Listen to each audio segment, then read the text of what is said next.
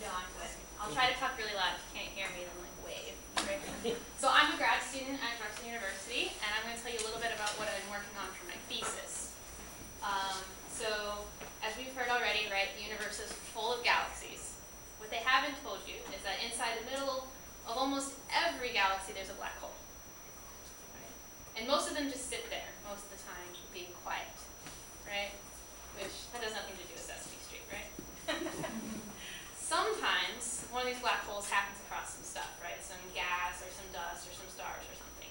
And it turns out these black holes can be very, very hungry, right? They just devour everything. So who knows who Cookie Monster is? Yeah, he's my thesis advisor. That's great.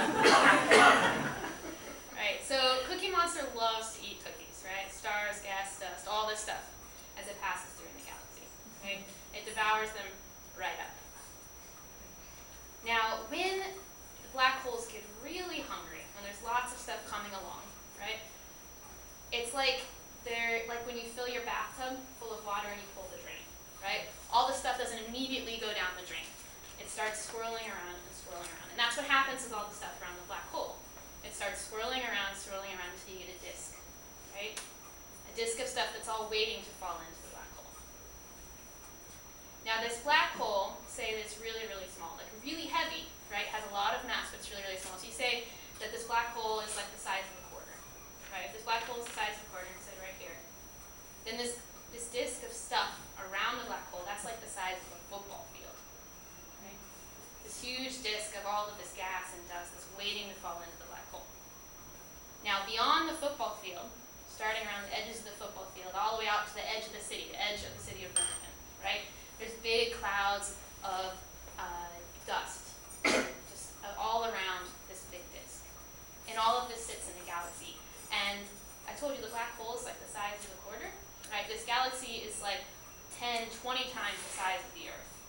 That's how small this little tiny system is in the middle of the galaxy, this black hole that's waiting to eat everything. Now, Cookie Monster, when he eats his cookies, how does he eat? Would it be okay to eat that way at your mom's table? No, not so much, right? This black hole is really messy too. It just it likes to spit the cookies out everywhere, right? Everywhere, right? It has very poor manners. So all of this gas and dust and stuff that's waiting to fall into the black hole, it's just spitting out everywhere, gas and dust, but not just that. It also spits out electromagnetic radiation. Now that's a big word, and Cookie Monster doesn't need electromagnetic radiation. Basically, I mean light, right? So like optical light, like what we can see, but all other sorts of light too. It spits out gamma rays, X-rays, infrared, all this stuff, even radio, and like these huge beams coming out the top that we can see from really far away. That's how we know they're there, right? These black holes aren't actually very black after all. They make a whole bunch of light. So it's so bright, actually, that we can see this central part, this little tiny part the size of a football field in like 10 Earths, brighter than the whole galaxy, right? Sometimes 1,000 times brighter than the whole galaxy. It produces that much light. So I think we can all agree that all of these cookie monsters out there in the universe are really interesting. I should persuade you, considering that I'm doing a lot of work on this, that they're actually good for something, right? Like, they're cool in their own right, which is enough to, look at them. But what do astronomers use them for, right? I could, just catalog all the cookie monsters for fun, but they're kind of like lighthouses, right? I told you that each of them, the central part, that part in the football field in the middle, is really, really bright. The cool part is if this galaxy didn't have the black hole and it was that far away, we wouldn't be able to see it. If it's really, really far away, the galaxy itself is too dim. Even with a telescope as big as LSST, there's galaxies that are so far away that we can't take a picture of them. But if the black hole is really hungry and spitting stuff out all over the place and making all this light, we can actually see them. So it's like a lighthouse really far away, shining really bright so that we can still get a picture of it. So we can use these to map out really, really distant parts of the universe, parts that we otherwise wouldn't be able to see. Now I'm going to say something that's a little weird, right? But they're also time machines, right? So when you see lightning and then hear thunder, right? You hear the thunder after the lightning. It takes time thunder to get to you, right? The sound waves to get to you. The same thing happens with these stars, right? So the sun is pretty far away, right? It takes 8 minutes for light from the sun to get to us. So if the sun were to blow up right now, we wouldn't know until 8 minutes later, right? These galaxies are so far away that it takes millions of years for this light to get to us from these galaxies, right?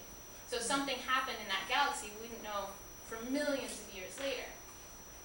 These galaxies are so far away that we see them when they were little babies, right? Back towards the beginning of the universe.